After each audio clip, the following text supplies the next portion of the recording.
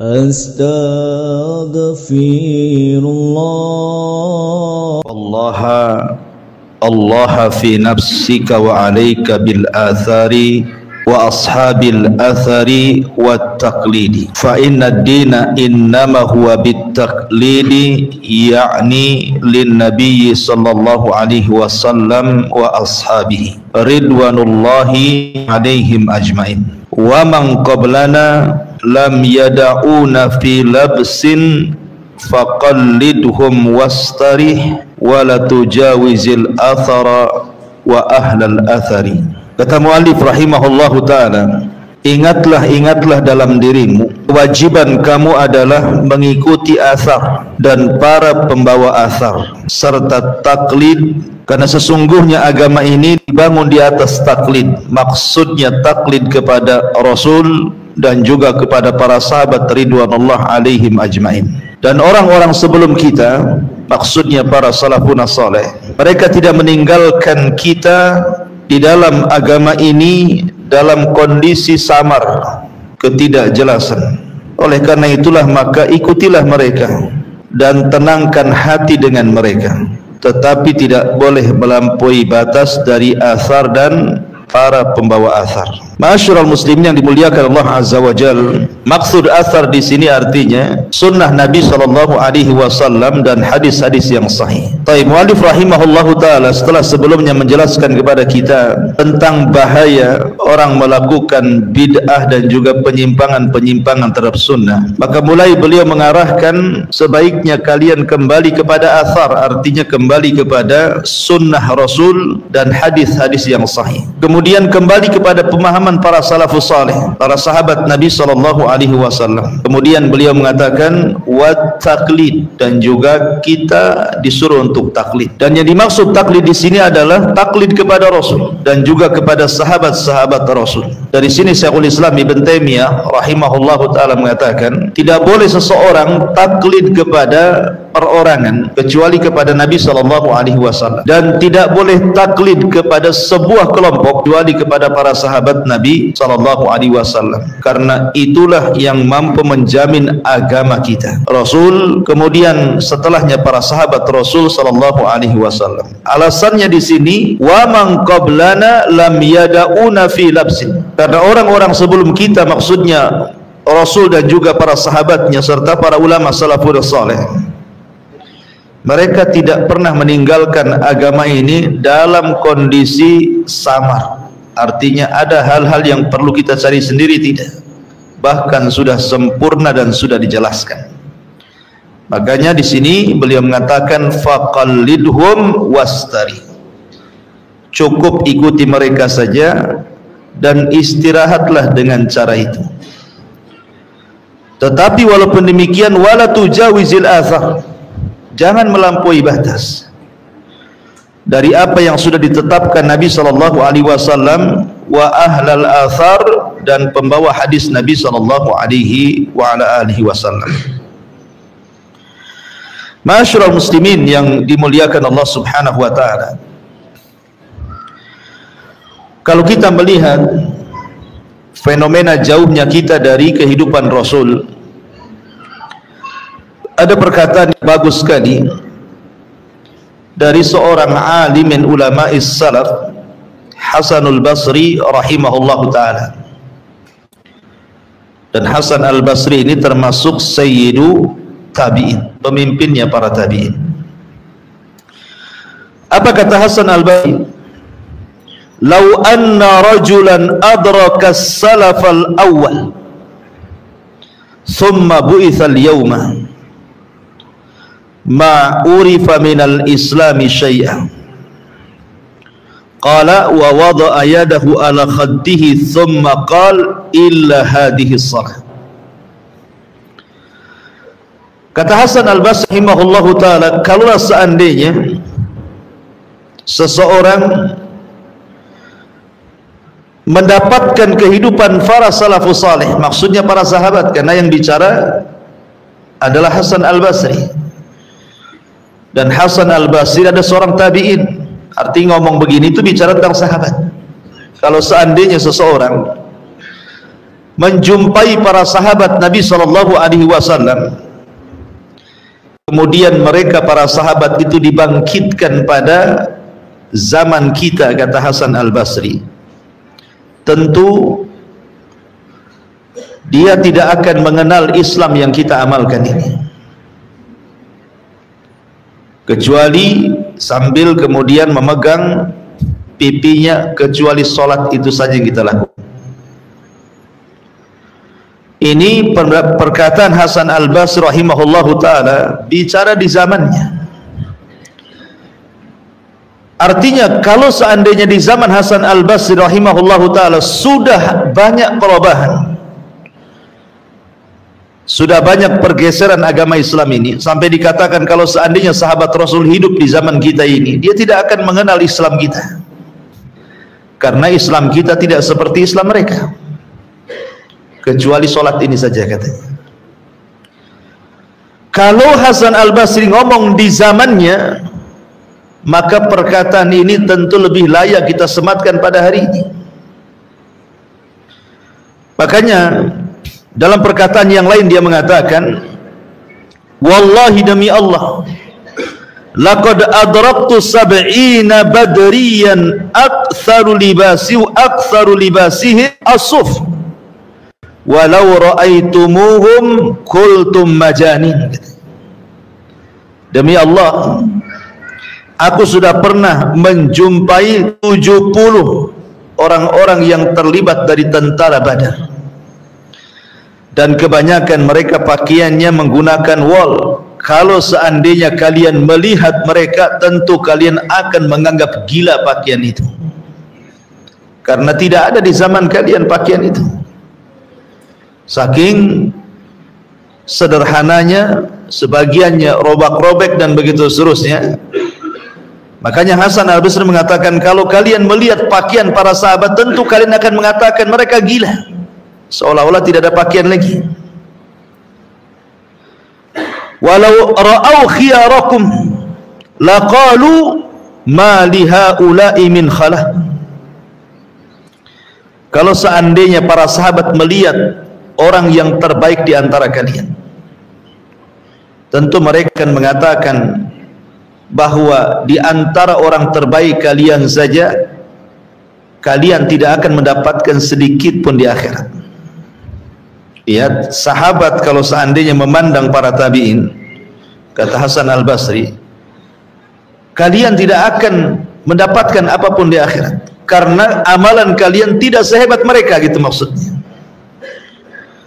Walau ra'au syirarakum laqalu ma yu'minu haula biyaumil hisab.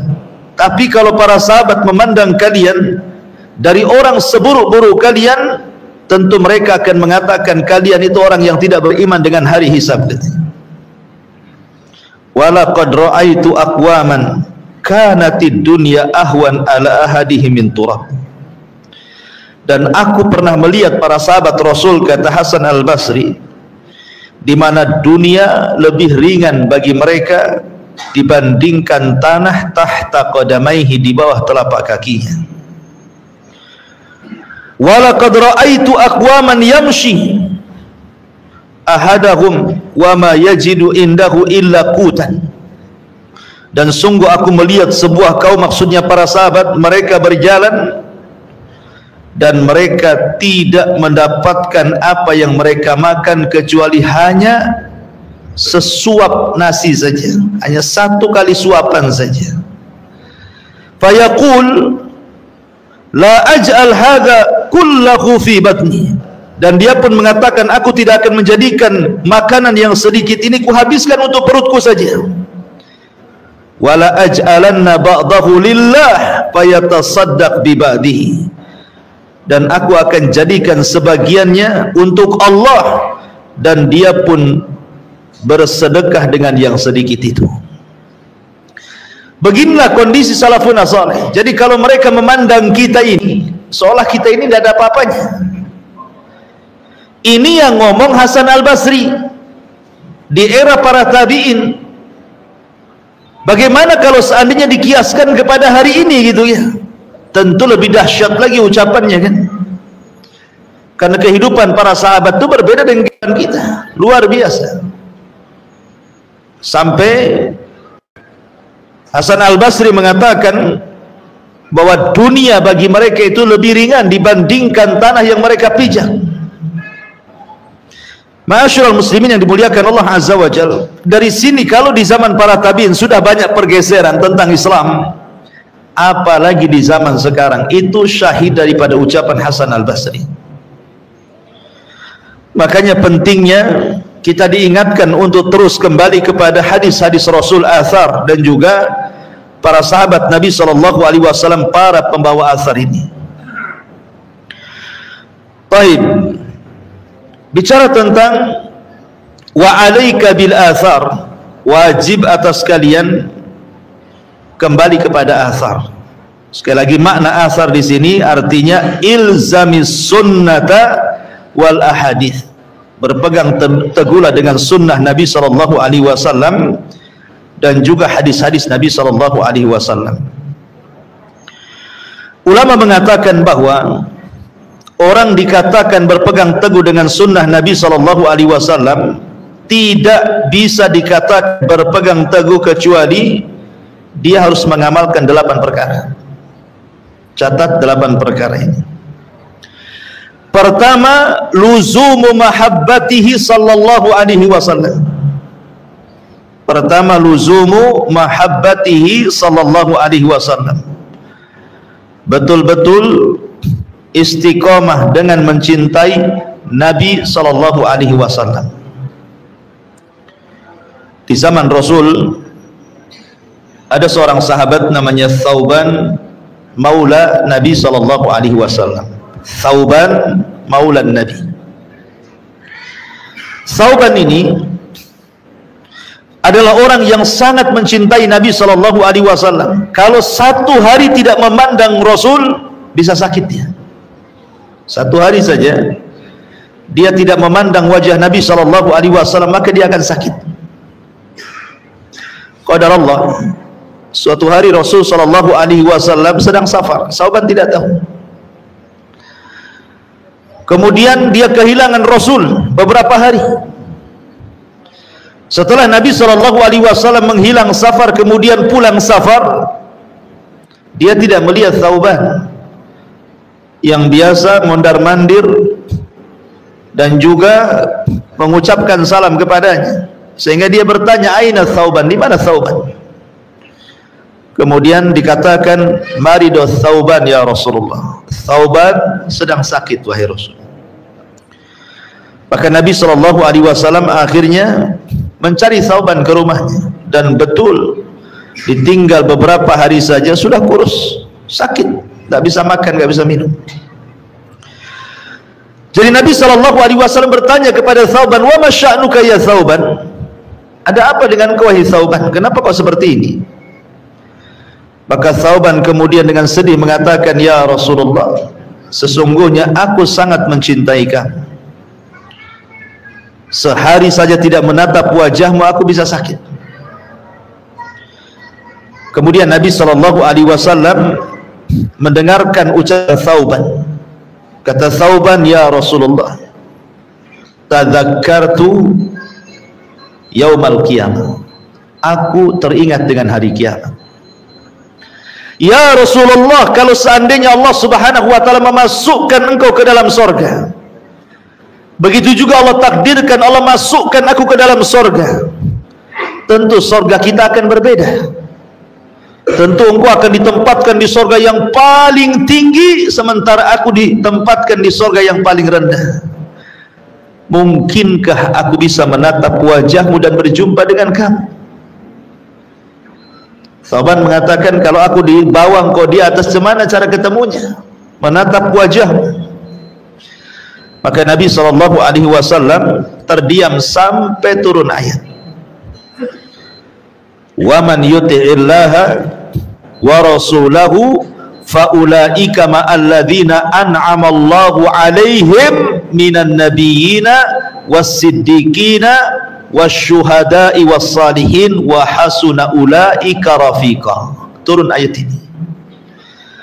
Barang siapa yang taat kepada Allah, taat kepada Rasul, maka mereka akan dikumpulkan bersama para nabi, para siddiqin, para syuhada dan orang-orang saleh, dan merekalah sebaik-baik teman kelak pada hari kiamat. Artinya buah kecintaan Thauban akan dikumpulkan bersama Nabi SAW di sorga. Inilah yang dikatakan Nabi SAW, al-mar'u ala man ahab. Seseorang itu akan dikumpulkan bersama idolanya masing-masing. Makanya kenapa Nabi SAW ketika bicara tentang khuturah tarkis salat, bahaya meninggalkan salat, kata Nabi SAW, siapa yang meninggalkan salat, maka mereka akan dikumpulkan bersama Qarun, bersama Fir'aun, bersama Haman, dan bersama Ubay ibn Khalaf. Kenapa yang disebut 4 orang ini? Orang yang meninggalkan salat nanti pada hari kiamat akan dikumpulkan dengan 4 orang ini, dan jelas yang namanya 4 orang ini pasti masuk neraka. Artinya orang-orang yang meninggalkan salat itu akan dikumpulkan di neraka pertama bersama Qarun, karena ada kemiripan antara Qarun dan orang yang meninggalkan salat. Maksudnya apa? Sebab orang meninggalkan salat itu karena kesibukan mengurus harta. Kebanyakan orang mengurus harta lupa salat. Kemudian dikumpulkan bersama Fir'aun. Kenapa kemudian Fir'aun yang menjadi permisalan di sini? Karena biasanya orang yang tidak salat itu disibukkan karena kekuasaan. Orang kalau sudah berkuasa biasanya sibuk dengan kekuasaannya, lupa dia salat. Kemudian dicontohkan dengan Haman. Haman itu perdana menteri Fir'aun. Artinya orang-orang yang berada di sekeliling penguasa, mereka akan sibuk, menteri-menteri bahasa kitanya, sibuk untuk menjilat para penguasa sehingga mereka lupa salat. Kemudian dicontohkan dengan Ubay ibn Khalaf, karena Ubay ini pedagang handal di zaman jahiliyah. Karena di antara orang yang melupakan salat itu karena sibuk dengan perniagaan. Akan disebutkan 4 orang ini. Lah ketika Nabi SAW mengatakan mereka bersama Fir'aun, bersama Qarun, bersama Haman, bersama Ubay ibn Khalaf, menunjukkan bahwa al-mar'u alaman ahab, orang itu akan bersama idolanya pada hari kiamat. Makanya seorang sahabat datang kepada Nabi SAW bertanya soal kiamat. Rasul, kapan kiamat itu? Rasul tidak mau menjawab. Rasul, kapan kiamat? Rasul tak mau menjawab. Rasul, kapan kiamat? Rasul tak mau menjawab. Akhirnya Nabi SAW kemudian melirik kepada orang yang bertanya itu dan mengatakan, wa ma'adadta laha, dari tadi kau tanya kapan kiamat, kapan kiamat, kapan kiamat, apa yang kau sudah siapkan untuk kedatangan kiamat itu? Jadi Nabi SAW membalik tanya gitu, emang apa yang kau siapkan? Dari tadi kau tanya kapan kiamat itu? Maka sahabat ini mengatakan, la syai'a ya Rasulullah, aku tidak memiliki apapun perbekalan untuk menjelang kiamat wahai Rasul. Walakinni, kata dia, akan tetapi wahai Rasul, inni uhibbullah wa rasul, aku sangat mencintai Allah dan Rasulnya. Apa kata Rasul? Anta ma'aman ahbab, kalau begitu engkau bersama orang yang kau cintai, engkau bersama orang yang kau idolakan. Maka hati-hati cari idola di dunia ini. Ma'asyiral muslimin yang dimuliakan Allah, ini yang pertama, bahwa orang dikatakan iqtida, maksudnya senantiasa ilzam dengan sunnah adalah ketika terus menanamkan rasa cinta kepada Nabi SAW. Yang kedua, al-iqtida'u bihi wasti'malu sunnatihi wa itba'u aqwalihi wa af'alihi wa imtithalu awamirihi wa istinabu nawahihi wa ta'addub bi adabihi fi usrihi wa yusrihi wa mansyatihi wa makrahihi. Yang kedua, berusaha untuk senantiasa mengamalkan sunnah Nabi, mengikuti Nabi dari perkataannya, perbuatannya, berusaha mengamalkan perintah-perintahnya, menjauhi larangan-larangannya, beradab dengan adabnya, baik dalam kondisi sulit ataupun susah, baik dalam kondisi semangat ataupun dalam kondisi malas, tetap mengikuti sunnah Nabi. Seorang ulama salaf, Sahlu At-Tustari rahimahullahu ta'ala, mengatakan, usulu madhabina thalathatun, pondasi madhab kami itu cuma 3. Al-iqtida'u bin Nabi sallallahu alaihi wasallam fil akhlaqi wal af'al, kita senantiasa mengikuti Rasul dalam setiap akhlak-akhlaknya dan perbuatan-perbuatannya. Yang kedua, wal aklu minal halal, berusaha untuk memakan yang halal-halal. Dan yang ketiga, wa ikhlasun niyati fi jami'il a'mal, berusaha untuk mengikhlaskan niat pada seluruh amalan-amalannya. Kemudian dia memberikan catatan kepada ayat wal amalus salihu yarfa'u, dan setiap amal soleh akan diangkat. Maksudnya amal soleh al-iqtida bi Rasulillah sallallahu alaihi wasallam, amal soleh yang didasari dengan mengikuti sunnah Nabi sallallahu alaihi wasallam, itulah yang akan diangkat ke langit. Jadi yang kedua, berusaha mencontoh Nabi sallallahu alaihi wasallam. Bagi para sahabat Nabi sallallahu alaihi wasallam, mencontoh Rasul itu tidak pernah membeda-bedakan apakah ini sunnah muakkad, apakah ini sunnah biasa, apakah ini sampai kemudian tarafnya wajib dan begitu seterusnya. Di mata para sahabat ibadah itu sama. Itulah hebatnya para sahabat. Di mata para sahabat semua ibadah itu sama. Lain dengan kita, dibeda-bedakan kan. Kalau yang wajib ya agak sedikit semangat, kalau yang sunnah biasa-biasa saja ya. Kenapa? Karena bagi para sahabat itu, sebagaimana mereka tidak membeda-bedakan ketika melaksanakan sebuah ketaatan, begitu juga ketika mereka meninggalkan sebuah kemaksiatan. Mereka tidak pernah membeda-bedakan ini dosa kecil, ini dosa besar. Semua ditinggalkan. Karena bagi mereka bukan pembagian dosa, tapi kepada siapa mereka berdosa, kepada Allah Subhanahu wa ta'ala. Sehingga mereka tidak pernah membeda-bedakan. Makanya kita pun sama. Kalau begitu jangan pernah ini kan dosa kecil saja, nggak apa-apalah, kan bisa dihapus dengan wudu, bisa dihapus dengan sholat, ya, bisa dihapus dengan puasa, dan begitu seterusnya. Karena sahabat Nabi Shallallahu Alaihi Wasallam dijelaskan yang kedua di sini, mereka adalah orang yang paling mengikuti sunnah tanpa membeda-bedakan sunnah.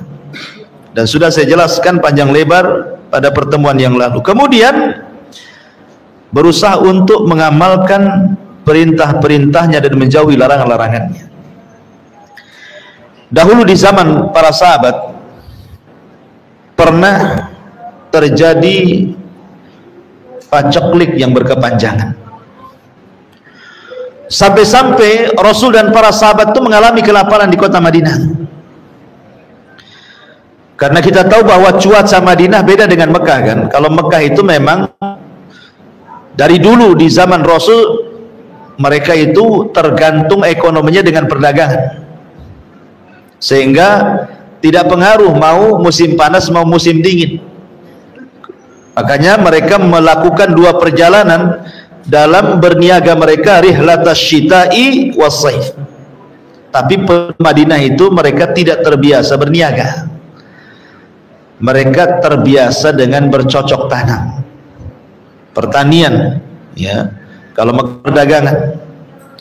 Sehingga yang namanya dunia perkebunan, dunia pertanian berhajat kepada air itu sangat besar. Kalau terjadi paceklik, apa yang terjadi? Gersang. Ketika gersang tidak tertumbuh tumbuhan, gandum tidak tumbuh, ini tidak tumbuh, sehingga mengalami kemerosotan ekonomi, berakhir dengan banyaknya kelaparan. Banyak kelaparan. Sebagian mereka sampai memakan dedaunan karena untuk menahan lapar.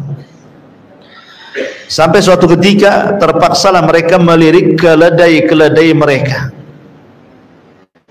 karena sudah tidak ada yang dimakan. Tentu mereka harus makan, kalau tidak mati kan begitu. Jadi mereka melirik keledai, disembelilah keledai-keledai peliharaan itu. Ketika Rasul sallallahu alaihi wasallam tahu bahwa keledai-keledai itu disembeli untuk dimakan disebabkan karena kelaparan, turun perintah Allah agar Rasul melarang mereka memakan keledai-keledai peliharaan. Akhirnya ketika betul-betul mereka menyembelih keledai dan siap santap, tinggal makan saja, tiba-tiba Rasul mengutus seseorang untuk memberitahu para sahabat Allah dan Rasulnya telah mengharamkan keledai peliharaan, karena keledai peliharaan itu dianggap khobath, dianggap jorok bahasa kita, nggak boleh dimakan. Akhirnya terpaksalah para sahabat itu membuang periuk-periuk mereka, menumpahkan daging-daging keledai, dan tidak ada satupun sahabat yang memakannya. Padahal ketika itu mereka dilanda dengan kelaparan yang luar biasa. Ketika syariat mengharamkan keledai peliharaan, tidak ada yang dimakan, dibuang. Padahal dalam kondisi lapar sekali itu. Ini menunjukkan bagaimana mereka ketundukan. Kalau sudah Rasul memerintahkan ataupun melarang, bagi mereka itu sami'na wa ata'na. Sama dengan ketika pengharaman khamar umpamanya.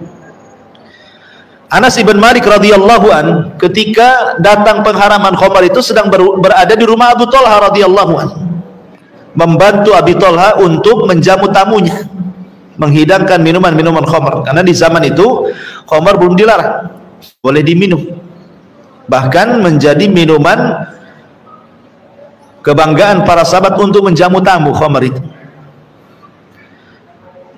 Tiba-tiba ketika kemudian Anas menuangkan khamar itu untuk diminum, datanglah penyeru dari luar. Kemudian Abi Talha ngomong sama Anas, "Ya Anas, ukhruj fasma madza yaqulul munadi yunadi." Anas, kau lihat keluar sana, itu ramai sekali di luar itu, ngomong apa tuh? Akhirnya kata Anas, fa kharajtu, aku pun keluar, fa idza sami'tu munadiyan yunadi ala wa innal khamra qad khurrimat. Kata Anas bin Malik radhiyallahu an, ketika aku keluar, aku mendengar seorang penyeru menyerukan bahwa khamr sudah diharamkan selamanya. Dan turun ayat innamal khamru wal maisir wal ansab wal azlamu rizqun min amali syaitan fastanibuhu la'allakum tuflihun. Turun ayat ini, pengharaman khamar secara abadian. Pulang Anas ngomong sama Abu Talha dan mengatakan, "Ya Abu Talha, innallaha wa rasulahu qad harramal khamra." Sesungguhnya Allah dan Rasulnya sudah mengharamkan khamar. Maka tiba-tiba khamar yang sudah dihidangkan di tangan-tangan para sahabat langsung dituang-tuangkan ke depan pintu-pintu ganggang kota Madinah, sampai perawi hadis mengatakan hatta salat syawari al-Madinah, sampai ganggang kota Madinah itu banjir dengan khamar yang ditumpahkan dari rumah-rumah para sahabat Nabi sallallahu alaihi wasallam. Karena mereka ingin apa? Imtithal li amrillahi wa rasul, berusaha untuk mencontoh perintah Allah dan Rasulnya. Begitulah iktida para sahabat Nabi sallallahu alaihi wasallam kepada Nabi sallallahu alaihi wasallam. Ini kedua. Yang ketiga, wujubu ta'atihi sallallahu alaihi wasallam, berusaha mentaati Nabi sallallahu alaihi wasallam, karena ketaatan kepada Rasul itu sama dengan ketaatan kepada Allah. Wa man yuti'ir rasul faqad ata Allah. Siapapun yang mentaati Rasul berarti dia telah mentaati Allah. Wa ma atakumur rasulu fakhudhu wa ma nahakum anhu fantahu. Apapun yang datang dari Rasul ambil, apapun yang dilarang Rasul tinggalkan. Kemudian yang keempat, wujubu ittibaihi wa imtithali sunnatihi wal iqtida'i bihadihi. Berusaha mengikuti sunnah, mengamalkan sunnah, dan juga berusaha untuk terus mengikuti petunjuk-petunjuk Nabi SAW. Kenapa demikian? Karena nanti pada hari kiamat, ketika Nabi SAW sedang menunggu di telaganya untuk menunggu umatnya yang minum dari telaganya, maka mulailah manusia umat Rasul minum satu persatu, dimulai dengan ahlul Yaman, kalangan orang-orang Ansar, kemudian disusul dengan fuqaraul muhajirin, orang-orang fakir muhajirin, kemudian orang-orang Ansar dari kalangan ahlul Yaman, kemudian berikutnya sampai orang yang terakhir minum dari telaga Rasul. Rupanya ada satu kelompok yang telat datang. Tiba-tiba mereka diusir para malaikat, tidak boleh masuk ke telaga Nabi. Tidak boleh minum dari telaga Nabi. Diusir oleh para malaikat. Nabi SAW dari kejauhan tentu paham itu umatnya.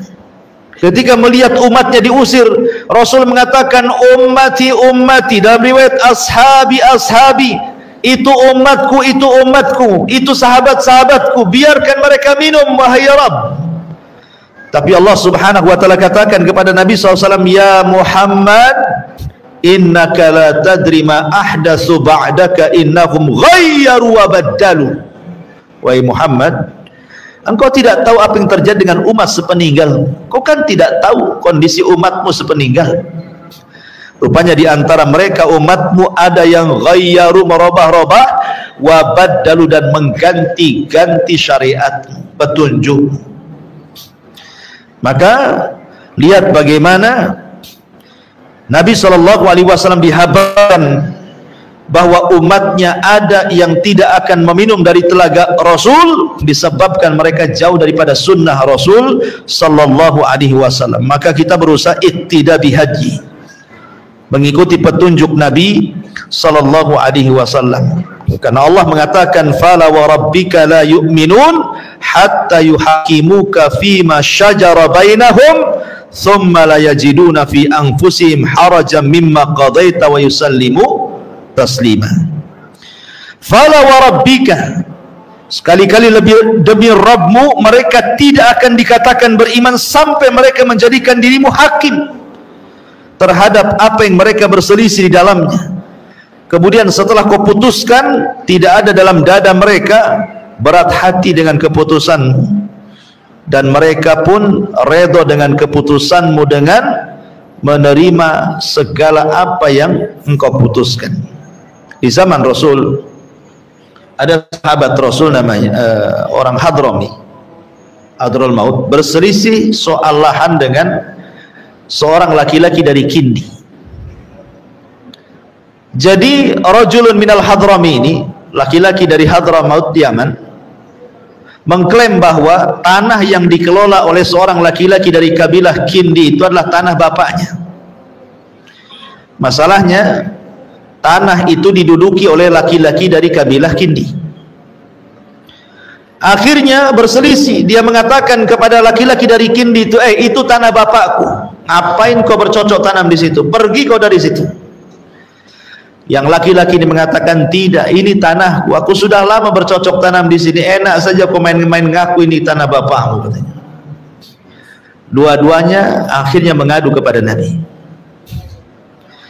Kata Hadrami ini, orang Hadraul Maut ini, ya Rasulullah, ini orang laki-laki dari Kindi sudah mengambil tanahku, padahal itu tanah warisan bapakku. Kemudian Rasul melirik kepada laki-laki dari Kindi, betul, kau mengambil tanahnya? Dia mengatakan, tidak ya Rasulullah, ini tanahku, buktinya aku bercocok tanam di tanahku sendiri, aku sudah lama bercocok tanam di sini, kok tiba-tiba dia datang ngaku pula tanahnya? Maka Nabi SAW melirik kepada orang yang ngaku tanah dari Hadrami ini dan mengatakan, ala kabayyina, oke, nggak apa-apa, kamu mengklaim itu tanahmu, ada nggak buktinya? Entah sertifikat, sudah WTO belum, ataupun mungkin ya minimal surat alasa atau apalah, RT RW lurah kan itu kan harus ada bukti.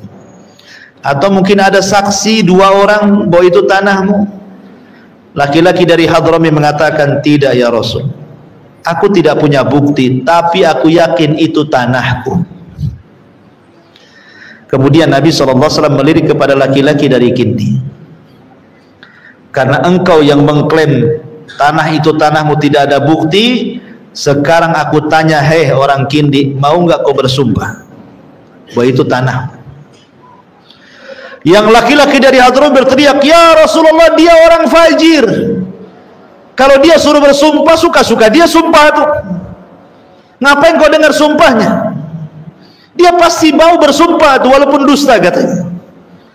Kata Nabi SAW kepada laki-laki dari Hadrami, lalu apa yang harus aku putuskan? Kau ngaku tak ada bukti, sekarang aku balik kepada orang yang mengelola, mau gak kau bersumpah itu tanah? Dari sini ada kaidah dalam dunia peradilan itu, al-bayyinatu 'alal mudda'i wal yaminu 'ala man angkar, bahwa bukti itu didatangkan kepada orang yang mengklaim dan sumpah itu didatangkan orang yang dituduh. Akhirnya dia bersumpah, berarti milik laki-laki dari Kindi karena dia siap bersumpah. Tapi sebelum pergi Rasul mengatakan kepada keduanya, ingat, aku ini hanya berhukum dengan hukum zahir. Aku ini hanya berhukum dengan hukum zahir. Kalau aku putuskan menyelisih hakikat yang berada dalam sengketa itu, berarti aku putuskan dengan qit'atun minan nar, dengan potongan dari api neraka. Ingat, aku hanya memutuskan zahir. Kalau kalian berbohong, siap-siap masuk neraka, gitu maksudnya. Karena Rasul tidak tahu yang gaib.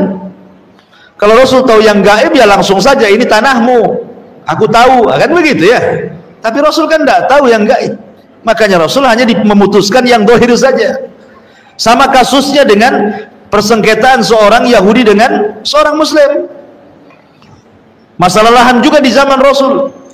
Rasul mengatakan kepada seorang sahabat, seorang Muslim, kamu punya klaim bahwa itu tanah yang direbut oleh Yahudi. Dia bilang, saya nggak punya bukti, tapi itu tanahku. Maka Rasul mengatakan kepada Yahudi, kalau gitu kau yang bersumpah, itu tanahmu. Orang ini mengatakan, Yahudi ya Rasul, Yahudi itu bersumpah 1000 kali pun mau, dia katanya. Memang itu aturannya. Ya. Kalau memang tidak bisa mendatangkan bukti, berarti kembali kepada yang dituduh kan. Siap bersumpah kamu, siap bersumpah, selesai, itu milikmu. Sering saya contohkan begini, gini, ikhwan. Antum cuci motor, ke tempat cucian motor lah, arwas, ya. Antum di rumah itu karena handphone kan kalau dibawa-bawa mungkin takut jatuh, antum masukkan di jok motor lah, kemudian masuk karwas, dicuci, selesai antum ambil motor, pas tengok HP tak ada. Suudon antum ke siapa? Ke pencuci motor kan. Siapa lagi? Tadi saya taruh di jok motor, kok dicuci 1 jam di situ hilang.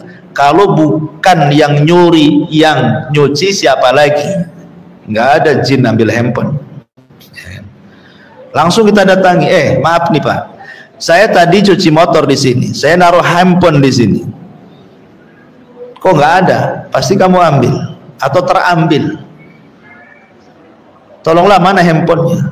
Kata tukang cuci, saya nggak tahu, saya hanya nyuci saja. Dia mengklaim bahwa diambil tukang cuci, tukang cucinya berlepas diri, aku hanya nyuci saja di sini, nggak tahu handphone mau di mana. Berarti di sini tegaklah kaidah al-bayyinatu 'alal mudda'i wal yaminu 'ala man angkar, bahwa bukti didatangkan orang yang menuduh, sementara sumpah itu cukup diucapkan orang yang dituduh. Nah, sekarang Anda yang punya motor, yang katanya handphone ditaruh di jok itu, ada buktinya enggak bahwa yang mengambil itu tukang cuci? Entah CCTV di situ atau mungkin orang-orang yang nyuci di situ nampak sebagai saksi gitu ya. Atau pas antum pinjam handphone orang kemudian ditelepon, kemudian bunyi di kantong dia, ini handphonenya ada di kantong umpamanya. Karena ada bukti itu ya. Sekarang tak ada bukti. bahwa yang mengambil itu yang nyuci motor antum. Gimana nih caranya? Maka putusan dalam Islam, antum cukup ngomong sama yang tukang cuci itu, mau nggak bersumpah bahwa engkau tidak mengambil handphoneku. Sebab kalau dia seorang muslim, dia akan takut dengan sumpahnya kan? Kalau dia mengatakan wallahi aku tidak mengambil, udah banyak orang nyuci ke sini, tak ada yang hilang kecuali kau saja. Boleh jadi kau lupa, sebenarnya mungkin cari di rumah lah, jangan tuduh-tuduh. Kalau dia sudah ngomong wallahi demi Allah, maka antum harus puas dengan sumpahnya, harus puas ya. Tidak boleh antum ragu-ragu. Kenapa? Karena antum mengagungkan sumpahnya, bukan karena orang itu, walaupun sekalipun dia berdusta. Karena Isa ibn Maryam alaihi salatu wassalam pernah melihat ada orang mencuri di hadapannya, betul-betul dicuri, nampak dengan matanya, ngambil barang, dikejar sama Isa, ditangkap dan mengatakan asarabta, apakah kau mencuri? Tiba-tiba dia bersumpah atas nama Allah, wallahi la asrik, aku tidak mencuri. Apa kata Isa? Oh iyalah, sadaqta wa kadzaba aini, kau yang benar, mataku yang salah, katanya. Jelas-jelas melihat. Kenapa? Karena dia sudah bersumpah ya. Kalau sudah bersumpah, kita tidak boleh ragu-ragu. Habis sumpah antum masih datangkan polisi juga. Gimana antum? Orang bertauhid nggak boleh gitu. Ya sudahlah, selesai kalau sudah bersumpah. Kecuali kata Syekh Utsaimin rahimahullah ta'ala, orang yang bersumpah itu memang orang jahat, dikenal dengan kejahatannya, biasa berdusta, dia tidak pernah menghargai sumpah. Suruh sumpah 1 juta kali pun dia bisa sumpah untuk kebodohannya dan kebohongannya. Maka kalau seperti ini, maka boleh antum tidak tenang dengan sumpahnya. Tapi kalau seandainya orang yang bersumpah itu nampak zahirnya orang baik, maka antum harus menerima sumpahnya. Ataupun walaupun 50-50 nih, nampaknya 50% benar, 50% tak benar nih, nah, tetap antum harus terima sumpahnya. Kecuali kalau lewat di atas 50%, antum tidak yakin dia sumpahnya benar, boleh antum tidak terima. Ini kata Syekh Utsaimin rahimahullah ta'ala. Syahidnya adalah tadi tentang kisah seorang laki-laki dari Hadrami, dia langsung menerima putusan Nabi kan. Begitulah, harus menerima putusan Nabi. Kemudian yang nomor 5, tarku mukhalafati amrihi wa tabdil sunnatihi. Jangan sampai menyelisihi perkara Nabi SAW ataupun merubah-rubah sunnah Nabi SAW. Karena umat di akhir-akhir ini, ikhwan, sudah terlampau banyak pergeseran dalam agama ini. Seperti contohnya, dulu saja belum ada handphone. Kita lihat di yang punya mobil gitu kan, kadang-kadang kaset-kaset musik itu, piringan-piringan itu jauh lebih banyak isinya dibandingkan kaset yang ada murotahnya, ya kan? Kan kalau dulu kan di mobil-mobil itu kan kaset piringan banyak, orang-orang dibungkus, ditaruh di otak gitu. Apakah itu mobil angkot atau apalah kan, atau mobil pribadi, yang di dalam mobil itu isinya mesti musik. Itu belum ada handphone tuh ya. Sekarang sudah ada handphone kan. Saya yakin bahwa aplikasi Al-Quran dalam handphone, di handphone antum itu saya nggak yakin kalau ada paling depan itu. Boleh jadi tidak ada, butuh tinggal download di Play Store aja kan. Tapi kalau YouTube itu wajib ada di depan, Facebook wajib ada di depan, Instagram wajib ada di depan. Kenapa? Karena di situ ada marketplace, COD, semua dunia aja isinya kan handphone. Artinya udah ada pergeseran kan di sini, ya. Seolah-olah apa? Dunia lebih dikedepankan dibandingkan Allah Subhanahu wa Ta'ala. Nah, kalau seandainya Quran saja bisa tidak dikedepankan daripada yang lain, cemana pula masalah sunnah Nabi. Ya, yang ke-5, tarku mukhalafati amrihi wa tabdil sunnatihi. Berusaha tidak menyelisihi setiap perintahnya dan tidak mengganti-ganti sunnahnya. Allah Subhanahu wa taala berfirman dalam surah Nur 63, "Falyahdharil ladzina yukhalifuna an amrih an tusibahum fitnah aw yusibahum adzabun alim." Maka hati-hatilah, hei orang-orang yang menyelisih akan perintah Rasul, ditimpa kepada mereka fitnah atau ditimpa kepada mereka azab yang sangat pedih. Ma'asyiral muslimin yang dimuliakan Allah Azza wa Jalla, Al-Imam Ahmad ibn Hanbal rahimahullahu ta'ala ketika memberikan catatan kepada surah Nur ini, apa kata beliau? Ajibtu liqaumin araful isnada wa sihhatahu yadhhabuna ila ra'yi Sufyan wallahu yaqul falyahdharil ladzina yukhalifuna an amrih an tusibahum fitnah aw yusibahum adzabun alim. Atadri mal fitnah? Al fitnatu asyirku la'allahu idza radda ba'dha qawlihi an yaqa fi qalbi syai'un minaz zaigi fayahlik. Kata Imam Ahmad ibn Hanbal rahimahullahu ta'ala, aku sangat heran dengan sebuah kaum yang paham tentang sanad-sanad hadis dan sahihnya. Mereka mengambil pendapat Sufyan Ats-Tsauri, sementara Allah Subhanahu wa taala berfirman, hati-hati orang-orang yang menyelisih akan perintah Rasul, perkara Rasul ditimpa kepada mereka fitnah atau adab yang pedih. Tahukah kalian apa itu fitnah? Fitnah adalah kesyirikan. Boleh jadi apabila seseorang menolak sebagian sabda Rasul, akan tertanam dalam hatinya sesuatu penyimpangan, maka dia pun akan binasa.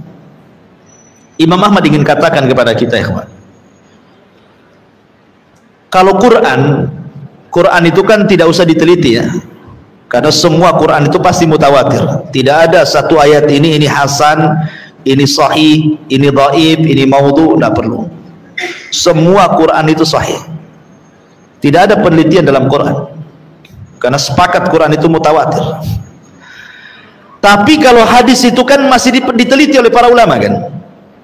Makanya ada hadis sahih, ada hadis hasan, ada hadis dhaif, bahkan ada hadis maudhu, bahkan ada ilmunya, ada ilmu rijal, ilmu ilal, dan begitu seterusnya, untuk sampai ke derajat mampu membedakan ini hadis sahih, ini hadis tidak sahih. Nah, di zaman Imam Ahmad itu, kata Imam Ahmad, aku heran dengan sebuah kaum yang mereka luar biasa pengetahuannya, mampu menyelami tentang ilmu-ilmu rijal, ilmu-ilmu ilal, sehingga mereka bisa membedakan dengan ilmu yang mereka miliki, ini hadis sahih, ini tidak. Tetapi artinya derajat mereka sudah sampai ke derajat talabul ilmi. Karena hanya orang-orang yang betul-betul talabul ilmi kan yang tahu tentang ilmu ini. Kalau hanya sekedar talabul ilmi jiping kayak kita ini ya, ngaji kuping gitu ya, tidak bisa lah. Maksudnya ini kan tingkatannya sudah orang duduk di maktabah kan, orang-orang yang dikatakan Imam Ahmad ini. Kata Imam, aku heran ada orang yang sudah diberikan pengetahuan tentang ilmu hadis, mampu membedakan hadis ini sahih, hadis ini tidak sahih. Bukannya mereka berdalil dengan hadis yang mereka teliti, tapi mereka masih mengambil pendapatnya Sufyan Ats-Tsauri.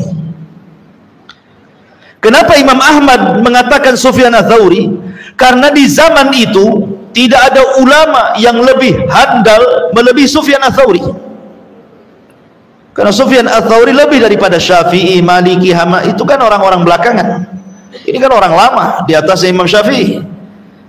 Dan dia punya madhab, namanya madhab Tsauri, madhab Al-Laitsi, madhab Auza'i, banyak madhab, madhab Al-Qurtubi, madhab itu banyak sebenarnya. Bukan hanya 4 madhab yang kita kenal saja. Cuman bedanya karena murid-muridnya Sufyan Ats-Tsauri, Sufyan ibn Uyainah, Zuhri dan yang lainnya tidak menyebar dan tidak disebar, makanya madhabnya mati di zamannya.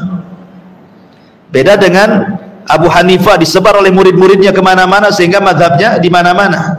Ataupun Imam Syafi'i muridnya menyebar di mana-mana sehingga madhabnya kemana-mana. Atau Imam Ahmad ataupun Imam Malik. Sementara Tsauri ini Sufyan Ats-Tsauri tidak menyebar mazhabnya karena tidak disebar murid-muridnya. Tapi di zaman itu dialah ulama yang paling kondang karena kecerdasannya Sufyan Ats-Tsauri. Kata Imam Ahmad, aku heran banyak para talabatul ilmi yang bisa memisahkan ini hadis sahih, ini hadis yang tidak sahih, kok masih pula mengambil pendapatnya Sufyan Ats-Tsauri, gitu maksudnya. Kecuali kalau memang dia tidak punya pengetahuan soal itu, ialah taklid kepada ulama, kan gitu, lihat dalilnya. Tapi dia sanggup membedakan hadis ini lemah di sini, kenapa masih mengambil pendapat Sufyan Ats-Tsauri? Kemudian Imam Ahmad mengatakan hati-hati, karena ada ayat yang mengatakan falyahdharil ladzina yukhalifuna an amri an tusibahum fitnah aw yusibahum adzabun alim. Hati-hati kalian jika menyelisih perkara Rasulnya, perintah Rasulnya, akan ditimpakan kepada kalian fitnah. Kemudian Imam Ahmad mengatakan, tahu kalian fitnah itu apa? Fitnah itu syirik. Kenapa orang yang menyelisih perintah Rasul bisa jatuh kepada kesyirikan? Pertanyaannya karena begini loh, karena dikhawatirkan ketika kita taklid kepada seseorang, kemudian orang ini menghalalkan, kita pun ikut menghalalkan. Orang ini mengharamkan, kita pun ikut mengharamkan. Pada Allah dan Rasulnya tidak demikian. Disinilah terjadi tahlil wa tahrim di luar daripada apa yang Allah halalkan, yang Allah rasulkan. Akhirnya dia pun menjadi musyarri, seolah-olah pembuat syariat yang tidak diizinkan Allah untuk membuatnya. Maka di sini persis seperti firman Allah, ittakhadhu ahbarahum wa ruhbanahum arbaban min dunillah. Mereka orang-orang Yahudi dan Nasrani itu mengambil padri dan rahib mereka sesembahan selain daripada Allah. Adi bin Hatim bertanya, Rasul, saya mantan Nasrani dan saya mantan pendeta, tidak ada orang yang mbah saya dengan sujud dan juga ruku. Kata Rasul, ya memang tidak sujud dan ruku, tapi bukankah apabila pendeta mereka menghalalkan yang Allah haramkan, pengikutnya mengikuti pendapat pendetanya? Apabila pendetanya mengharamkan yang Allah halalkan, sama semua pun mengikuti pendetanya, bukan mengikuti pendapat Allah. Kata Adi bin Hatim, ya, maka kata Rasul, begitulah cara mereka menyembah pendeta itu. Terjadi kesyirikan. Makanya taklid ini bahaya, karena bisa menjerumuskan apa? Menjadikan orang yang kita taklidi Tuhan selain daripada Allah Subhanahu wa ta'ala. Ya, kemudian sesaat yang nomor 6, berusaha kathratu dzikrihi sallallahu alaihi wasallam. Kalau kita ingin mengikuti Rasul, perbanyak menyebut nama Rasul dengan bersalawat kepada Nabi sallallahu alaihi wasallam. Kemudian yang nomor 7, ta'zimuhu wa tauqiruhu wa idharul khusyu' inda dzikrihi, mengagungkan, menghormati dan menampakkan kehusyuan ketika menyebut namanya. Dan yang terakhir, mahabbatuhu liman ahabban nabiyya sallallahu alaihi wasallam wa bughdun liman abghadahu sallallahu alaihi wasallam. Kita harus cinta kepada orang yang mencintai Rasul, dan kita harus membenci kepada siapapun yang membenci Nabi sallallahu alaihi wasallam.